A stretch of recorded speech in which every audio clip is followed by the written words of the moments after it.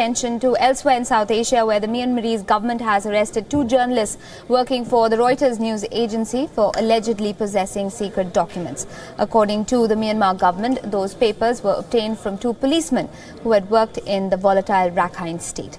The Ministry of Information has said that the 2 journalists, WION and Kyoso U, and the policeman will be charged under the country's colonial-era Official Secrets Act. It carries penalties of up to 14 years in prison. Earlier, Reuters said that the journalists had been missing since late on Tuesday night. Meanwhile, the UN Secretary-General Antonio Guterres has slammed Myanmar for arresting the journalists.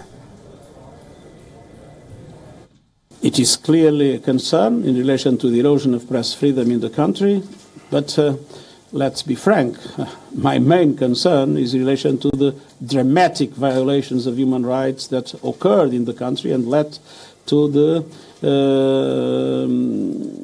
600,000 people being forced to flee the country. And probably the reason why these journalists were arrested is because they were reporting on what they have seen in relation to this massive human tragedy. I think it's important that the international community does everything possible to allow not only for the journalists to be released, and the freedom of press is very important. WION's senior editor Surya Gangadharan joining us live on the broadcast. Serious charges against these journalists, Surya, but an equally strong statement coming in from the Secretary General of the United Nations. Do you think that Myanmar finds itself caught in an uncomfortable position when it comes to global opinion on what's going on in Rakhine? Well, I think we have to look at the realities here. Myanmar has never known any free press in all those years of military domination. And although there's been some relaxation in media freedom since 2011, the fact is these are highly circumscribed by the military's presence, in parliament, in the fact that it has such enormous coercive power through the ministries that it exercises over the police. So I think the journalists are in deep trouble. Whether the Myanmar government will be persuaded to release them is something we are still not sure, because it depends on the militaries whether it's agreeable to letting them go, and also depends on what kind of information they have. So perhaps some kind of a quid pro quo may have to be worked out, wherein the journalists are released, but they may have to give a commitment that they will not reveal details of what they saw or what information was given to them about Rakhine state.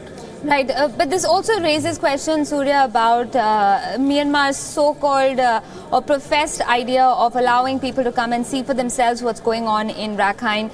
Do you think that is going to cause a discomfort for the position that Myanmar has taken on these alleged atrocities and the alleged genocide, as the United Nations has described it, in Rakhine?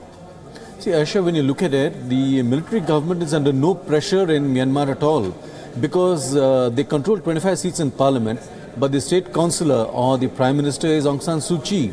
All the international criticism and the demands on her to allow international inspections in Rakhine state has been directed on her, The military is out of this. They have power, but they're not responsible for what is going on. And ultimately, they control access to Rakhine state.